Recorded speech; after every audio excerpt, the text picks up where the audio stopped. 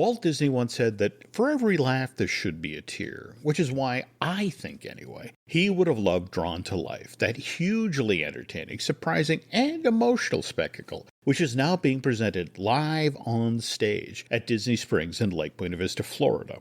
Presented by Cirque du Soleil and Disney, this is a show that I can guarantee you will captivate audiences of all ages. Drawn to Life is a must-see, family-friendly spectacle that will leave you, well, in awe. So don't miss out on your chance to be part of the magic. Plan your visit to Disney Springs today and reserve your seats for Drawn to Life by Cirque du Soleil and Disney live on stage. Set your imagination in motion.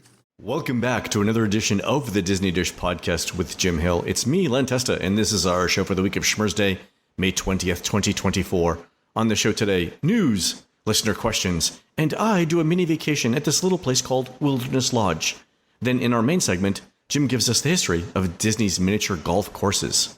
Let's get started by bringing in the man who points out that legally, the stuff you write in your diary doesn't have to be true, so make your loved one's time after you depart a little more interesting the next time you pick up a pen. It's Mr. Jim Hill. Jim, how's it going? It's going well, Len, and I don't know if I've ever shared this story with you, but I have a touch of dyslexia, and so my problem is instead of writing Dear Diary, I would write Dear Dairy. Dear Dairy. He has fascination with cows. I don't know what this is. So then again, that's I've been corresponding with a Holstein for, the past 30 years. That's fantastic. Bossy's a lovely person and excellent penmanship. Actually, is the what was the old was it a milk commercial where it was like happy cows make happy milk or something like that? There we go. Yeah, there you go. And you're doing your part. I am just trying to keep the gals down at the barn involved and accessible. There you go. All right. Anyway. All right, Jim. Let's do a quick shout out to subscribers of our Patreon channel. Thanks to everyone who subscribes to the show over at patreon.com/JimHillMedia, including David Brookover, Barrett Nichols, Justin Broadley, Nicole Gatcomb, Mark Hardy, and Brianne Richardson.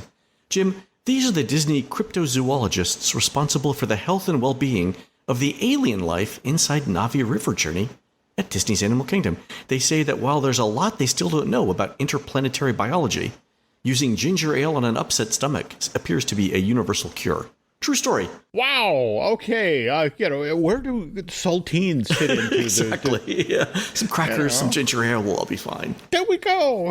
Okay. Cool. On to the news. Folks, the news is sponsored by touringplans.com. Touring Plans helps you save time and money at theme parks like Walt Disney World.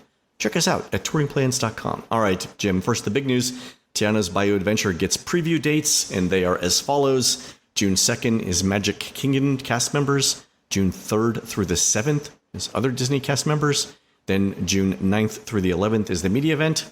June 12th is Golden Oak, other Fancy People and DVC members. Then June 13th, 14th, 16th, 17th, and 18th are annual pass holders. June 19th is DVC Day 2.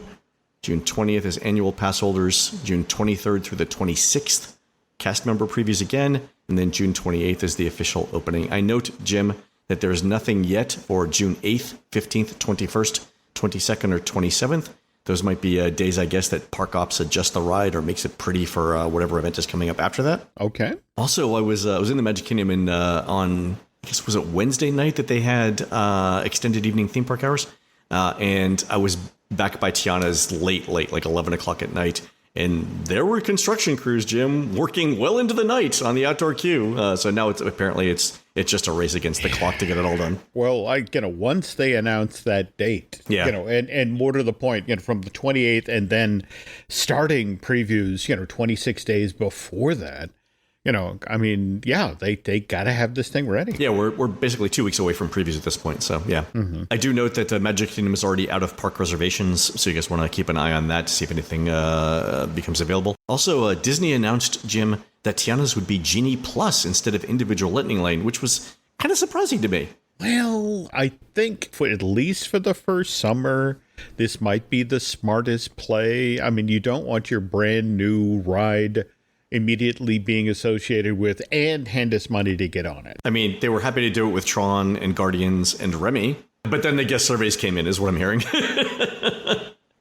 You nailed it. All right. Okay, that's it exactly. And virtual queues will also be available for Tiana's, although Disney said that they expect the virtual queues not to last very long. So my guess is a couple of weeks, maybe a month. and then it'll switch over to a standby line. We also might see a new price record for Genie Plus when this thing goes live because the demand is just going to be through the roof. So we'll see. Also, in terms of opening dates, we've got an opening month for the Polynesian Towers, the Holiday Inn, as it were. And that is December 2024. Also, Jim, an official name, Island Tower at Disney's Polynesian Resort. And Jim, along with this, Disney's released 2 pieces of concept art, which I've thrown in the show notes in case anyone wants to see them.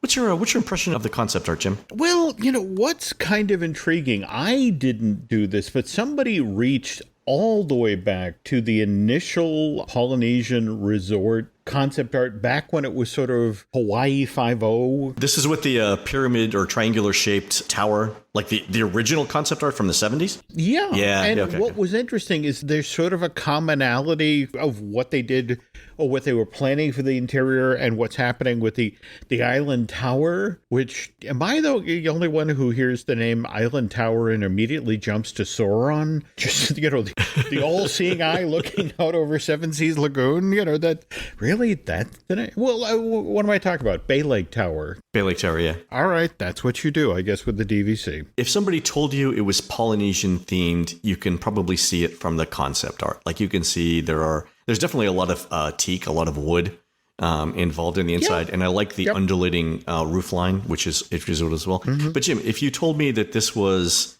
the Four Seasons Kenya Resort, I would also believe that. And if you told me it was the Ritz-Carlton Guam, I can see that as well, right?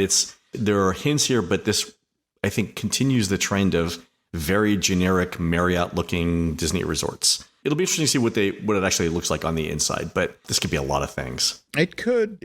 And again, not to belabor what we were talking about just recently about Reflections, the Lakeside Lodge that, this was built instead of, that leaned really, really, really heavily into Disney. There was a lot of Bambi, there was a lot of Pocahontas, and remember, that didn't sell. That's one of the reasons we have the Island Tower, which you got to assume there's a reason they went in this direction. The people who were interested in buying went, I don't need Miko in the lobby.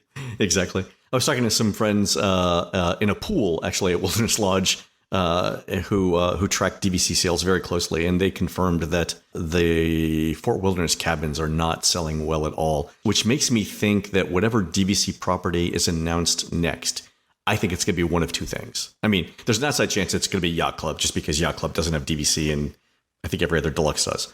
But, I think the next DVC will also be Magic Kingdom again. Reflections seems like the obvious choice, but I would not be surprised if Disney used that plot of land to the west of Adventureland for another DVC resort, because that would sell like gangbusters. That is found money. Yeah. It would be kind of interesting to compare what the walking distance from Bay Lake Towers versus if you built something there for Adventureland, right. What the stroll to the Magic Kingdom would be from there. The other thing I was thinking of, if they decide to do Adventureland, is this the time that they actually gut parts of Adventureland and just do all the construction on that side of the park at once? Because you wouldn't want to build a resort there and then do tons of construction over in Adventureland or in behind Frontierland, because that would affect the experience of the people in the tower.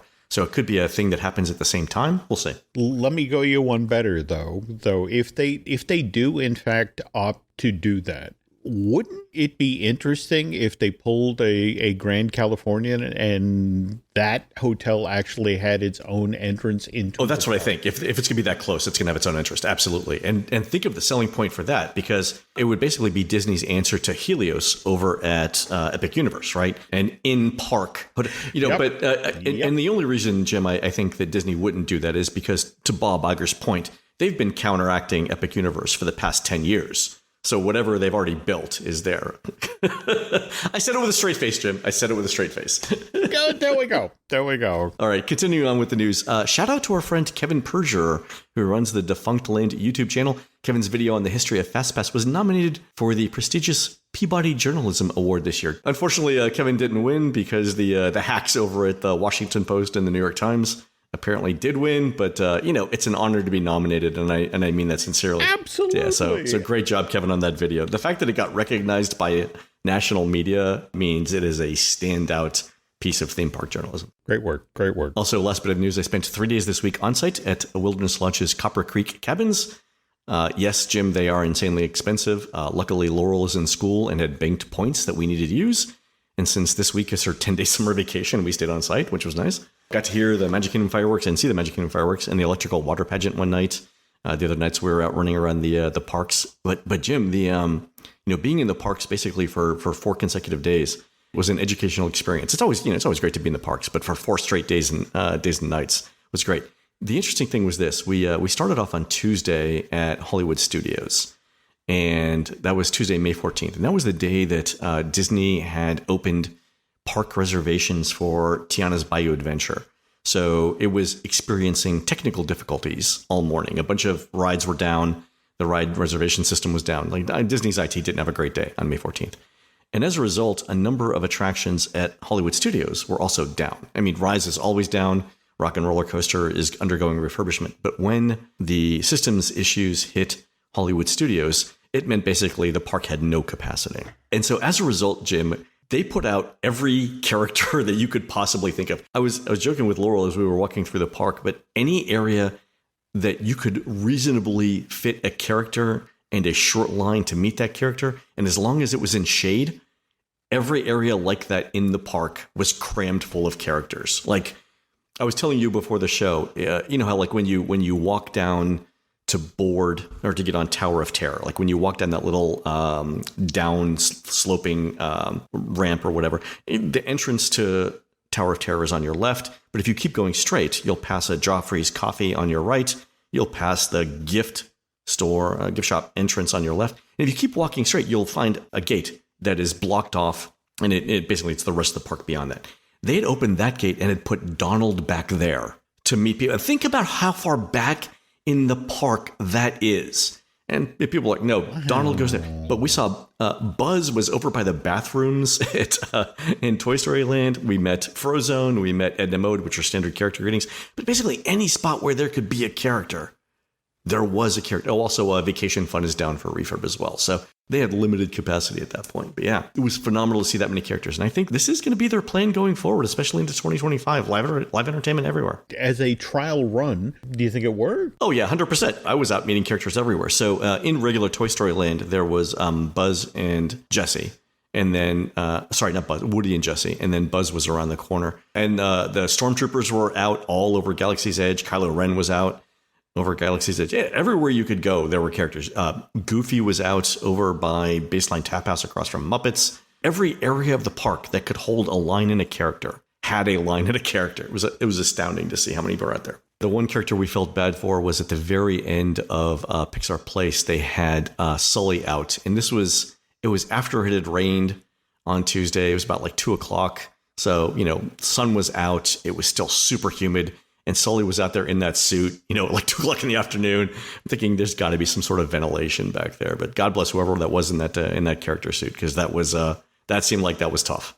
So on Tuesday, we had dinner at Summer House on the Lake at Disney Springs, which is the newest restaurant to open there. A couple of interesting things there. A 20% AP discount for dining there. The 2 things I would recommend on the menu, the grilled artichoke appetizer, which was delightful. And also the herbed chicken paillard, which is pounded to within an inch of its life. It's like a 1/4 of an inch thick and the size of a dinner plate. But comes with a lovely arugula salad, and it paired well together. Yeah, I 100% love that. That was great. Service was excellent too. Wow. I always love a piece of meat. You could also do origami. Yeah. And so my question was like, how do you pound it that thin and still have it be one piece? Like at some point it's just going to break apart. And they said they first butterfly it and then they pound it out. And also apparently instead of using like one of those little hammers, if you use a cast iron skillet to smush things down, smush of course being the French word for tenderizing. There's a lot we're learning here. I agree. Holy cow. Then the next day, we went back to Hollywood Studios and we had lunch at Woody's Roundup Barbecue. And so Laurel hadn't eaten there. So I told Laurel going in that no matter what the food was like, my entire review was going to depend on if our server started off with, "Is this your first rodeo?" And they did.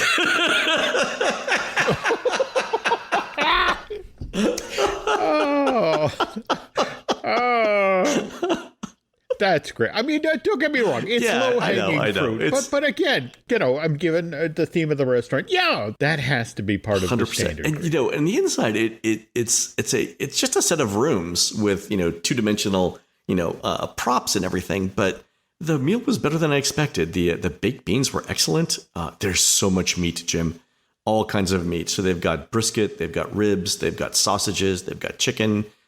It was just an abundance of meat. I couldn't even eat the first basket that they gave us, but it was really, really good. Also, lunch for two people was under $100 with an AP discount, so that was good. That's cool. Okay, just one question, because early on I heard, and again, you have to be fair here, because Woody Roundup Barbecue is obviously going to draw a family crowd, but I heard early on it was kind of loud. I mean, not T-Rex yeah, no, that's in a category all its own.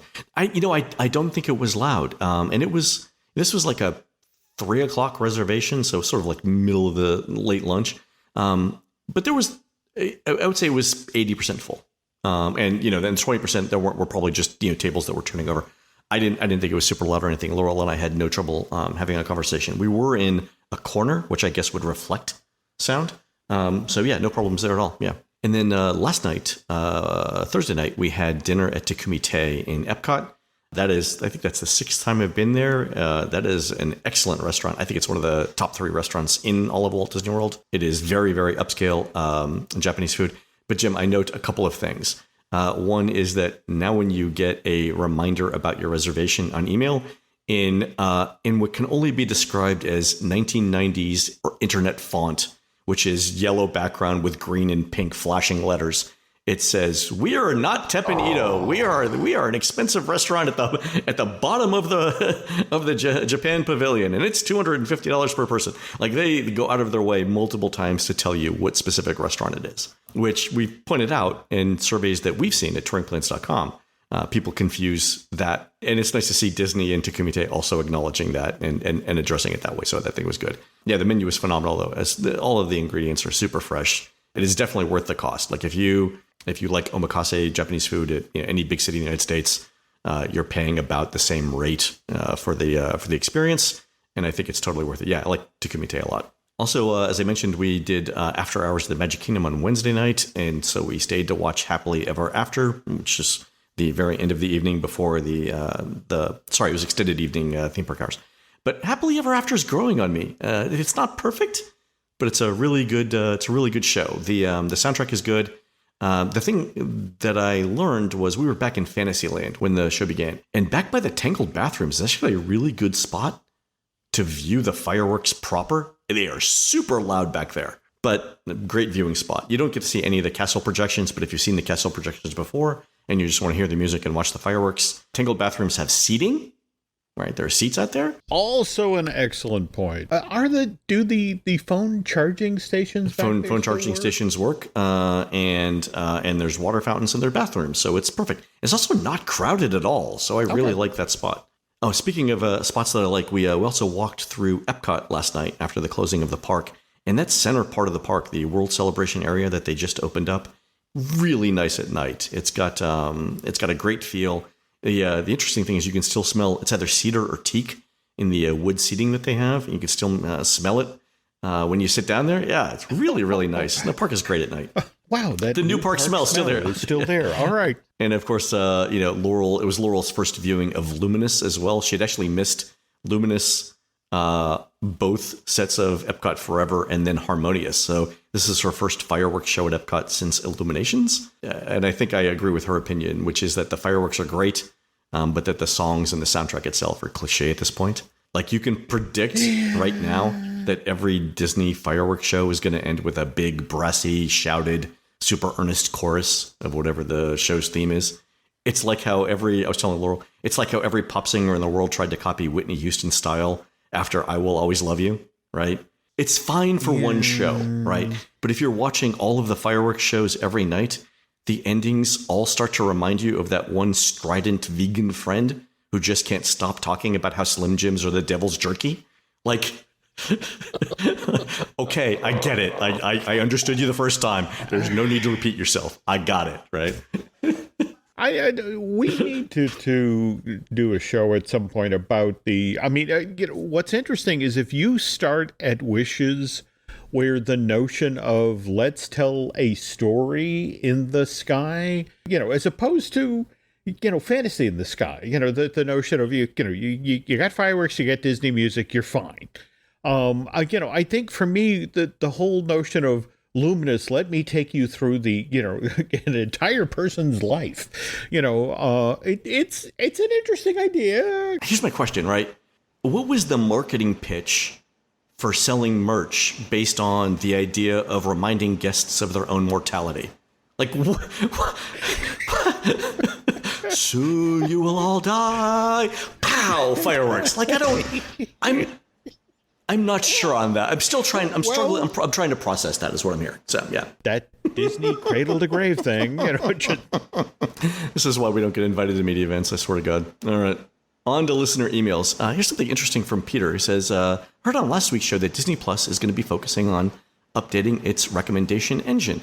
When we watch Disney Plus using our children's profile, we see pop-up recommendations that autoplay following the end of a movie, and I've suspected in the past that Disney Plus only recommends the most popular movies, which, Jim, would be the simplest kind of recommendation engine, right? But it creates a feedback loop. Disney Plus recommends mostly what is popular, so Moana and Frozen. Users are driven to stream Moana, even if it's a child who can only click OK. The same popular movies are driven again to the top of the recommendation engine, and you repeat over and over again, which makes it really difficult, but not impossible, for new movies like Encanto or Elemental to break into that loop, because they're constantly being promoted. But Peter points out that 75% of the time, the pop-up recommended movies is one of the 4 movies that we just talked about, and that it has a huge impact on Disney's streaming numbers. So I think, Jim, that autoplay feature might be why we see Disney Plus surveys asking how much of the movie you watched. I'm sure that Disney has that data at an individual level, but they're not going to pay IT people to link that data back to the survey, at least initially. So I think that might be that. But yeah, I think that could be why we know that Disney has this streaming data, but it could be why they ask you in the surveys about how much of it you watched. And then continuing our conversation about streaming, Kevin sent in a Disney Plus survey related to Taylor Swift.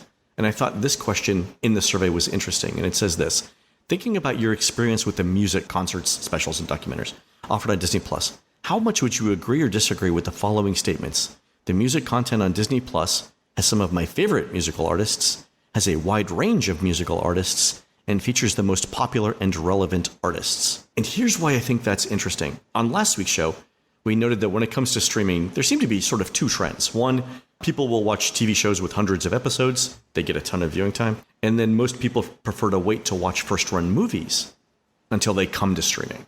So if you're Disney Plus, you're kind of in a pickle, right? You can't just invent a popular TV show with hundreds of episodes.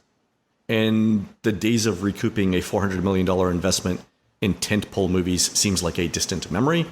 So how do you, as Disney Plus, in the short term, right, boost demand? Right. So the recommendation engine is one thing.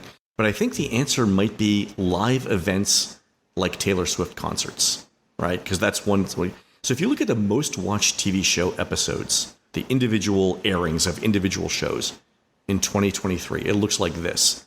The Super Bowl had 115 million viewers and was the number 1 watched show in 2023. No surprise there. 28 of the top 30 shows were the NFL. Like the Oscars telecast just snuck past a regular season Sunday night game between the Steelers and Raiders, and the season 2 premiere of Next Level Chef edged out a regular season game between the Bills and Giants, which tells you how popular the NFL is.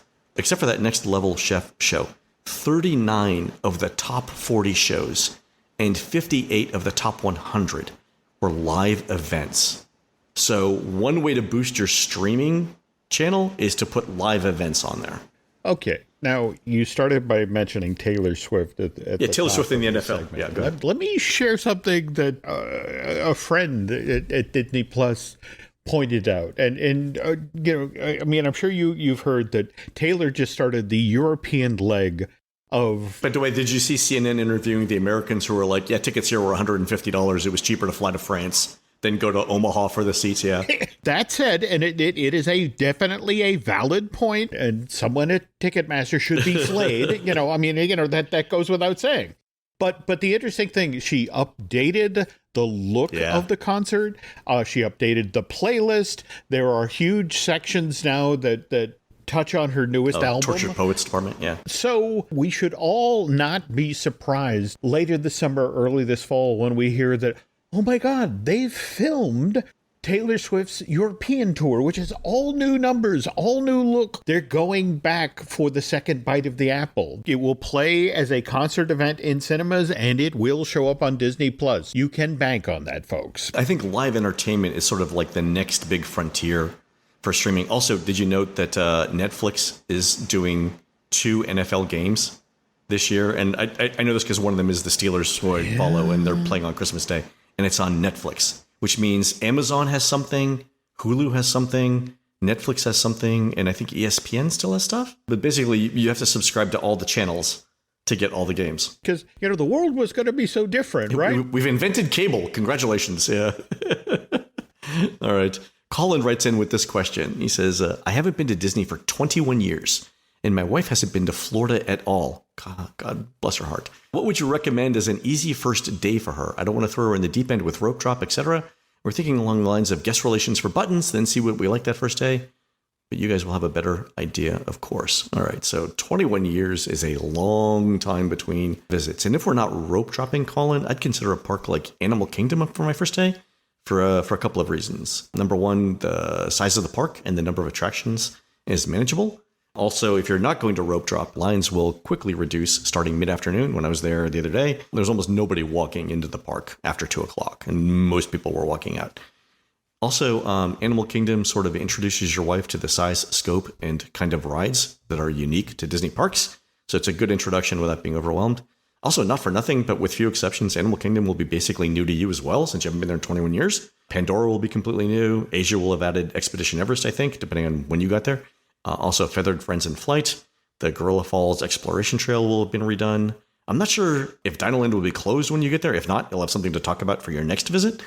And if it is, it just makes your day easier. The last thing I would say is I would definitely purchase individual Lightning Lane for Flight of Passage and a Genie Plus for that first day, just because you don't want your wife's first ever experience to be all long lines in the park. So I can definitely get behind that idea. I mean, as a starter park, it's manageable. I like that idea. The thing I couldn't figure out was, what would you do for dining? What would be a recommendation for someone who's never been to a Disney restaurant before? I don't know that it would be Tiffin's, because that's number one, it's a super heavy meal. But also, I don't think Restaurantosaurus wouldn't be my So I'm thinking Flame Tree or Satuli. I mean, Satuli Canteen is the highest rated counter service in Walt Disney World.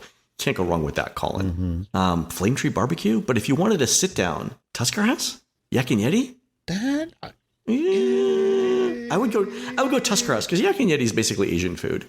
And you can get that in a lot of places. I mean, it's like Pei Wei or P.F. Chang's, right? And I like both of those. That's not an insult. I like both of those a lot. Tusker House has characters, and so the idea of a character meal and how you interact with them might be good. So yeah, might go with that. Yeah, good. Thank you. Thanks for walking through that. That said, though, if you're not going to go Tiffin's, they should at least go to the Nomad Lounge. Yes. I mean, so definitely, Colin. And I would say this as a medical professional like myself.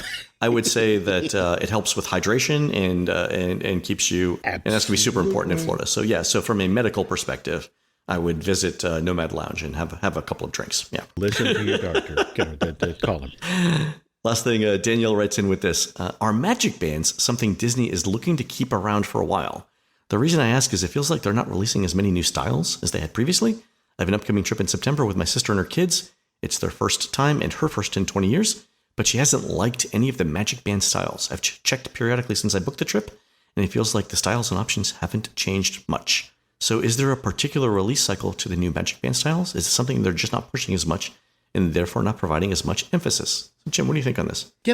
What I've been hearing is that there's a duality going on now. If you think about Genie Plus and how you are basically forced to be face down in your phone for much of your time in the park, but at the same time, you have your magic band, you tap into the park, so you can hold the phone in your hand, but at the same time be using your magic band. And evidently, there are folks within the organization where it's like, we are spreading functions that one device can do over two. Yeah. But at the same time, they're kind of staring down the barrel of, We spent billions on the infrastructure for Magic Bands. Every time we sell one, it's $35, $35 to $65. Yeah. There we go. And, can we walk away from this revenue stream? And, the answer is not for the foreseeable future. But at the same time, just, the notion of you still create a genie. You literally let the genie out of the bottle. And, we are forcing people to be face down on their phones during their park experience. And wouldn't it make more sense to put everything in, a single device? But at the same time, Ops pushes back immediately. It's like, the very thing you were talking about on Tuesday. When it all crashes, yeah. And it does. Several times a year, they'll have a park-wide IT outage, and then you're out of luck. And Magic Bands is at least hardwired, baked in. You just don't have that issue. Somewhere, Jim, I like to think, and I know it's not true, but somewhere I like to think that their backup to the backup plan is Pal Mickey. Look, That's right. If it all comes crashing down, we hand out everyone plush with microphones in them. There we go. Cardboard box. As you enter the park. Welcome to the Magic Kingdom. Here's your Pal Mickey. Exactly. I think it's your point. I think this is one of those left hand, right hand scenarios. The right hand is park ops saying, people only have so much attention and we need to make it as easy as possible for them to navigate the parks. And then the left hand, which is revenue, is saying, I am the only appendage on this body. I don't know that we have a right hand, right? It's not that I don't know what the right hand is doing. I deny the existence of the right hand. Anyway. Oh, okay. I am the only appendage on this body. All right. We're going to take a quick commercial break, folks. When we come back, Jim tells us about the history of Disney's miniature golf courses. We'll be right back. Look, I'm not going to lie to you, folks. These days, Father's Day is kind of a bittersweet holiday, around here anyway. And that's largely because, my daughter Alice lives out in California with her mom, so I don't see her nearly as often as I'd like. And as for my own dad, we lost him back in December of 2020, just 3 days after he turned 89. And I really wish my father were here right now, because, the Hill families will be welcoming 2 brand new babies over the next month, and my dad would have been thrilled to be a great-grandparent. I know that my mom is. But thanks to Storyworth, my dad isn't really gone. Whenever I get to feeling blue and miss hearing his voice, I just pick up that keepsake book that Dad helped create a few years back, and there he is, clear as day. Storyworth, for those of you who don't already know, is this terrific online service that then makes it easy for a loved one to record their life story, so that all of those precious memories can then be preserved in a beautiful designed keepsake book. Here's how it works. Each week, Storyworth emails your loved one a thought-provoking question that you get to help pick. We're talking questions like, what were you like when you were 30? And how did you meet your spouse? And when did you know that you would marry them? My mom actually answered that question in the Storyworth book that we had her put together. She talked about how one day when Mom was out ice skating, she looked up and saw then 8-year-old Frankie Hill out walking his dog Brownie. And looking back nearly 8 decades later, Mom thought how weird it was that little boy from her old neighborhood in Dorchester would wind up fathering her children. Anyway, it's those sorts of never-before-told tales that Storyworth teases out of your loved ones. And after a year, Storyworth then compiles these stories and whatever photos your loved one has shared into a handsome hardcover keepsake book, which you'll then be able to share and revisit for generations yet to come. So, give all of the fathers in your life a unique, heartfelt gift that you'll all cherish for years. Storyworth. Right now, save $10 on your first purchase when you go to storyworth.com/DisneyDish. Again, that's storyworth.com/DisneyDish to save $10 on your first purchase. We thank them for sponsoring today's show. Today's episode is brought to you by BetterHelp. It's not just me, right? 2024 is just flying by. It was winter 2 minutes ago, and now, summer will be here before you know it. And when time starts moving at that speed, it's important to take a moment and take a breath, and then celebrate all that you've accomplished so far this year. So what's something that you're proud of that you've done so far in 2024? Better yet, what do you still hope to accomplish in what's left of this year? Because if you're just not where you hope to be at this point, 2024, no worries. There's still time to course correct, make those necessary little adjustments that will then put your goals for this year within reach. And you know what can sometimes help when it comes to those teeny tiny little adjustments? Therapy. And if you're thinking of starting therapy, well, why not give BetterHelp a try? BetterHelp is entirely online. More importantly, it's designed to be convenient, flexible, and suited to your schedule. Just fill out a brief questionnaire to be matched with a licensed therapist, and if you two don't click for some reason, well, you can switch therapists at any time for no additional charge. Look, longtime listeners to this podcast know that I went through a divorce back in the late 90s, and my life was in ashes after that happened. And if it weren't for therapy, I don't know if I'd have been able to ever come back from that. I have the life that I have today. So seriously, before 2024 blows right past you, take a moment and visit betterhelp.com/DisneyDish today to get 10% off your first month. Again, that's BetterHelp, HELP.com/DisneyDish.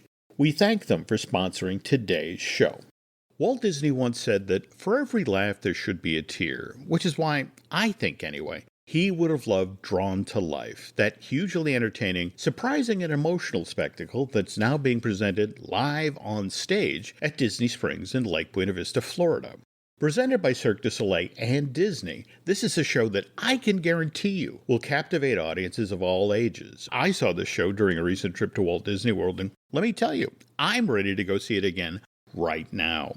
Drawn to Life is filled with breathtaking acrobatics, stunning visuals, and heartwarming storytelling. The creative geniuses behind Cirque du Soleil and Walt Disney Animation Studios have come together to create this show where imagination literally knows no bounds. Filled with dazzling performances, not to mention beloved Disney characters coming to life in ways you've only just dreamed about, Drawn to Life is a must-see, family-friendly spectacle that will leave you, well, in awe.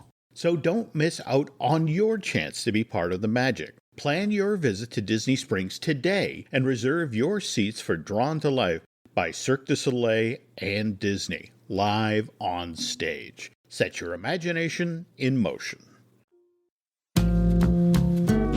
And we're back. All right, Jim, I love this topic, and in preparation for it, because I do my homework, Laurel and I played Fantasia Gardens on Tuesday afternoon. And there was a decent crowd of people there. We played the garden course, which is much easier than it was 20 years ago. I think I told this story once on the show, but the first time I ever played Fantasia Gardens, I gave up when I hit like 103 shots, and I was nowhere close to finishing. The course was that difficult. It was legitimately hard. This time, par was 53. It was all par threes except the last hole, which is a par two. And I shot a 44, so I could have won the Masters, I think, at 9 under. Also, you get a certificate for holes in one, so remember that if you guys go. But I loved it. It was great. The parking situation was weird. You actually had to go into the Swan Reserve parking lot, and you have to use the gate, the parking gate, which is metered at Swan Reserve, but they validate your parking and they give you a little barcode to scan on the way out. So definitely keep that little receipt too, because if not, it's $38 to park for golf. It was a lot of fun. I really enjoyed it. I'm glad you and Laurel did your due diligence, because we will get to the story of Fantasia Garden, but I felt like, to tell the history of miniature golf at Disney, this story actually starts out in California. In fact, what's been especially interesting I think we talked on the last show about the Anaheim City Council has signed off on the Disneyland Forward project. And again, I think we discussed, $1.9 billion worth of new ride shows and attractions going into that park. But at the same time, it's like, well, where? Exactly, yeah. What does this all mean? Yeah. But yeah, $1.9 billion worth of new ride shows and attractions and infrastructure and hotels. And the question is, well, where's all of this stuff going to go? And because it doesn't seem like there's room there to do this level of expansion. Now, mind you, 65 years ago, 1959, very different storyline.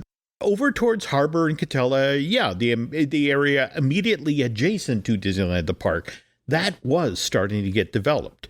But if you wandered over toward what used to be West Street, the street that now runs between California Adventure and Pixar Place Hotel, Disneyland Drive, that there were still orange groves, walnut groves in that part of Anaheim back then. And Jack Rather, the owner-operator of the Disneyland Hotel, well, he was dealing with a real dilemma in 59 because as of September 15th, 1958, Disneyland, the theme park, was now officially closed on Mondays and Tuesdays during the slow season. That's going to have a significant impact on the Disneyland Hotel's bottom line. I mean, why would you travel all the way out to Anaheim and then check into the Disneyland Hotel when the happiest place on earth is locked up tight? Yeah, why would you check in on Sunday? Why would you check in on Monday? Right? And we've talked about things like Rather did like these weird boat shows. He did. And that's the thing, that it's important to remember that this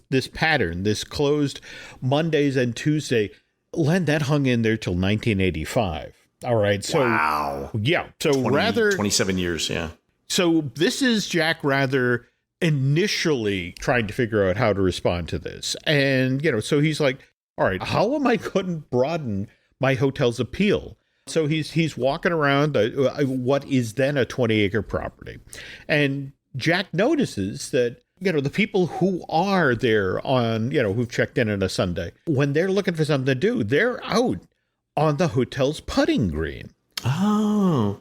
It was smart of them to put a putting green in to begin with. Well, that's the thing. The notion was that this was supposed to be the most fun hotel in the American West outside of Las Vegas. So that's the notion of, okay, let's put in a putting green. But Jack wondered, in the post-war years, golf, thanks to the popularity of top players like Ben Hogan and Sam Snead, it was experiencing a significant resurgence here in the U.S. And could that be Jack's answer to how to entertain people who were staying at the Disneyland Hotel on those days when Disneyland the park was closed? And so, forgive me for saying this, but, Rather decided to take a swing at golf. Okay, so he buys a 40-acre walnut grove, which, by the way, appropriately left Len, backed up against the Disneyland Hotel along Walnut Avenue. And he then has all those trips out to make room for, this entire golf-related complex. So Jim, in 1958, you could buy undeveloped land adjacent to Disneyland? Still. Amazing. This is where I blame my great-grandparents for not getting in on the right investment opportunities. Well, now remember, though, we mentioned at the top of the show that if we're talking Harbor and Catella, people had already decided, okay, that's where it's going to go. Whereas... Oh, it was east, right? And this was west. That's it, exactly. Got it. I mean, the orchards were still in operation, beyond the Disneyland Hotel. So... Anyway, here's our golf complex. We have an 18-hole par 3 golf course. He actually built it?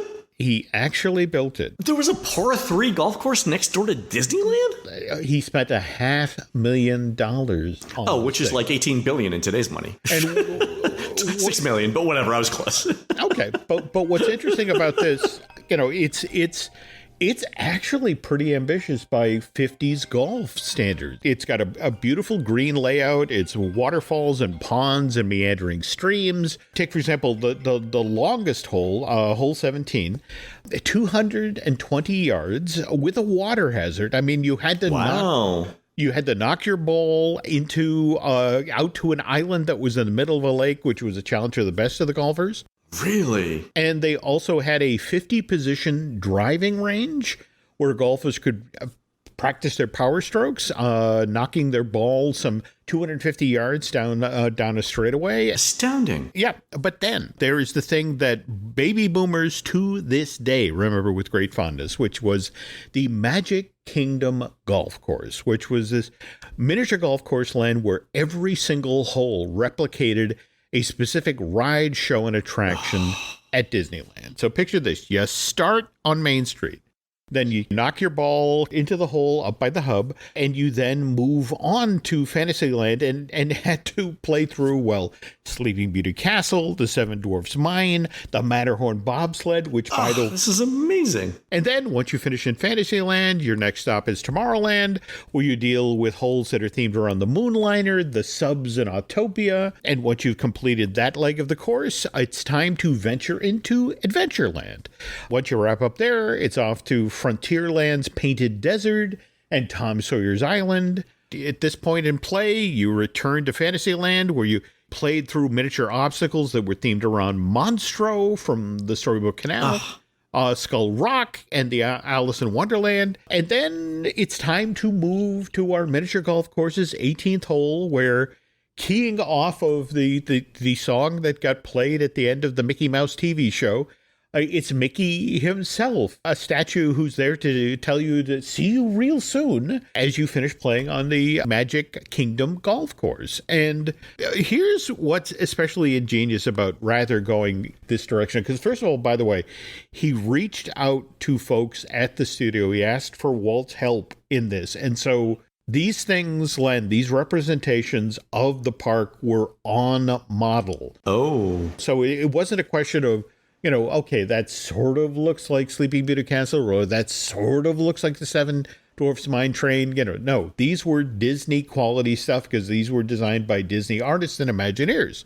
And what was especially interesting, and again, in those years between 57 and 85, when the happiest place on earth was closed on Mondays and Tuesdays. So when a family would show up and go to the front desk, it's like, Disneyland's closed? What are we supposed to do now? The staff there had been trained, well, the Magic Kingdom golf course is Disneyland themed. Why not play around there and see miniature versions of some of the attractions you'll be experiencing tomorrow when you actually go over to the park? So it was, the miniature golf course was a coming attraction for Disneyland that you could not just walk through, play through. I mean, I'm looking at some of the photos online of this, and it is an ambitious golf course. First of all, it's multiple levels. It goes like up a hill and down a hill.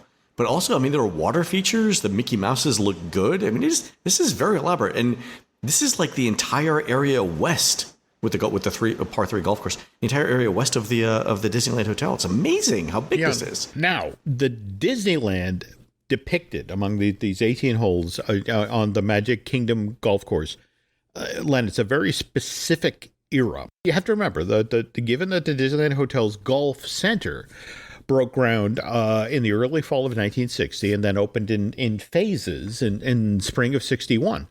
The newest attraction found in this miniature golf course was the Painted Desert, which reflected the changes that had been made, Walt himself had made to Mine Train Through Nature's Wonderland in February of 61. That's hole number 11, by the way. Yeah, there we go. Okay. And by the way, that's the year where Walt spent $1.8 million to expand this Frontierland favorite by 7 acres. More to the point, he added more than 200 mechanical creatures to Mine Trains Through Nature's Wonderland. And by the way, in the press announcement for this edition of Disneyland, is the very first time we see the park you refer to these things that just got added as audio animatronic. Oh, nice. That's where it got started. But all right. So anyway, but as Disneyland changes in the mid-1960s, I mean, for example, we got our first new Tomorrowland in June of 67. The Tomorrowland that was depicted inside of the borders of the Magic Kingdom golf course stayed the same. I mean, the TWA Moonliner, continued to tower over that part of the course. And now, as the Disneyland Hotel itself start to expand, I mean, for example, with the addition of that resort's tower building, which is now the Adventure Tower at that hotel, that comes online at 65. The hotel needed more parking for its guests, plus more retail and restaurant and convention space. So, which is why the hotel's 18-hole par 3 golf course got trimmed back to a 9-hole golf course. How many times, Jim, has Disneyland cycled things through being a parking lot? It's almost like how every creature eventually evolves into a crab. At some point, everything in Disneyland was a parking lot. Is that true? Okay. And again, the supreme irony of this is if you look at any of the art that Disney has shared so far for Disneyland Forward, it's all built on what is now parking lots. Yeah, no, I'm saying, it's everything comes from parking. Yeah, everything past the original Disneyland itself was basically parking, I think, at some point. That's my joke. Yeah, all right. I think that works. But okay, now we jump ahead to 1969, where plans for Disneyland Hotel's second tower, what was then called the Marina Tower, now the Fantasy Tower, they're in place. And to make room for that addition to this now 60-acre complex, the remaining 9 holes of the golf course. Oh, look, you can play 18 holes once, or you can play 9 holes twice, or you can play 6 holes 3 times, or you can play 2 holes 9 times. I'm just saying we can factor 18 in a bunch of different ways. Yeah. Swing away, pal. Swing away. Okay.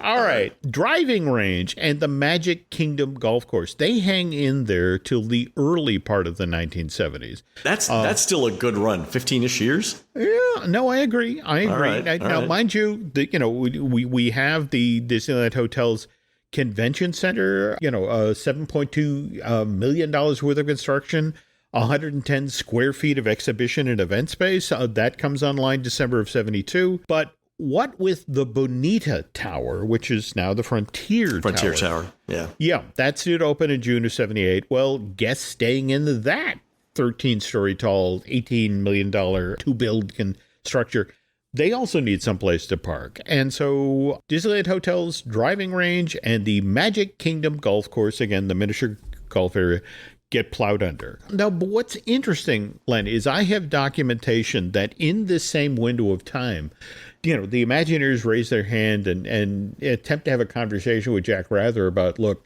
we have research that suggests that what Disneyland really needs right now isn't additional parking.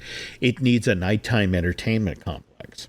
And you have this lovely chunk of real estate right across in the park. And can we sell you on an idea? And what's fascinating about one of the ideas that they pitched to Jack Rather was basically a Disney version of the Harmonia Gardens from Hello Dolly. It was going to be this amazing dining experience in sort of a sunken garden with singing and dancing waiters and lots of polished brass and lots of red plush seats. I'm visualizing the entire era of the 1960s in my head as you're describing. No, that's it exactly.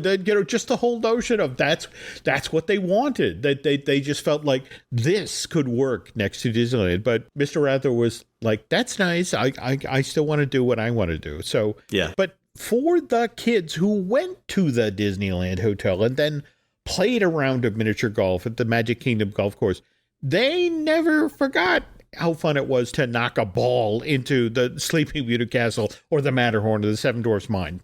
And as it turns out, some of those kids, Len, grew up to be Imagineers. Who knew? Yeah, there we go. So we now jump ahead to the mid-1980s. Michael Eisner has just become the head of the Walt Disney Company. And as we mentioned on last week's show, Michael was looking for ways to compel people to stay on property down in Florida. And Len, when I say stay on property, I don't mean stay in a Disney-owned and operated hotel room at the resort, but as in don't leave Disney World and then drive into downtown Orlando to go to Church Street Station or drive over to Kissimmee and then spend the afternoon splashing around Water Mania. I mean, Michael was serious about rolling up Walt Disney World's borders. He built a bubble. It was permeable as in people could come in, but cash would stay inside. Exactly. Yeah, you can go. Just leave your wallet. We'll send it back to you when we're done. There we go. How is this not a Disney marketing theme? You don't want to come? That's fine. Send your wallet. We'll give it back. It'll be fine. Come back scented of cocoa butter. But anyway, the whole idea was to give guests lots of new reasons to stay on property. And these Imagineers that grew up in Southern California in 1960 pulled Eisner aside and said, hey, there used to be this really cool Disneyland-themed miniature golf course at the Disneyland Hotel. It was called the Magic Kingdom Golf Course. And I think if we built one of those here in Florida, it would be crazy successful. And this is how Walt Disney World eventually wound up, well, Len, you know this, not just one, but 3 different miniature golf courses. Yep. On next week's show, we will get into how we wound up with, well, as Len and Laurel just played at the Fantasia Gardens, but also the Winter Summerland course over at Blizzard Beach. Before we close here, though, I do want to acknowledge the wonderful work of Don Ballard. He's written 2 excellent books about the Disneyland Hotel. We have the Disneyland Hotel, The Early Years, 1954 through 1988.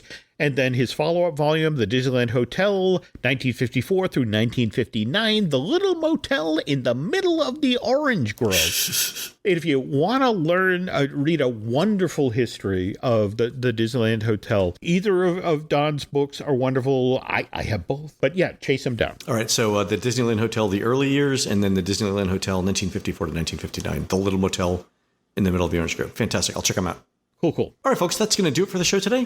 You can help support our show by subscribing over at patreon.com/JimHillMedia, where we're posting exclusive shows every week. Our most recent show tells the story of Disneyland's jetpack guy. And Jim, as far as I can tell, there are exactly 0 people on LinkedIn with a job title of jetpack pilot. So if you want to burnish your resume to get attention, maybe listen to this show. Check it out at patreon.com/JimHillMedia. On next week's show, I'll have a review of Disney Springs' new drone show, assuming the weather cooperates. And Jim continues the history of Disney's miniature golf courses. You can find more of Jim at jimhillmedia.com and more of me, Len, at touringplans.com. We're produced spectacularly by Eric Hersey, who'll be singing the SSSSAAAFFFFTTTEEEEY part of the safety dance chorus when Men Without Hats takes the stage at the Totally Tubular Festival on Friday, June 28th, 2024. I wish you could see Jim's face at this point, guys. At the Santa Barbara Bowl, along with Thomas Dolby, Modern English, The Romantics, Bow Wow Wow, Tommy Tutone, and the Plimsolls in beautiful downtown Santa Barbara, California. While Eric's doing that, please go onto iTunes and rate our show and tell us what you'd like to hear next. For Jim, this is Len. We'll see you on the next show.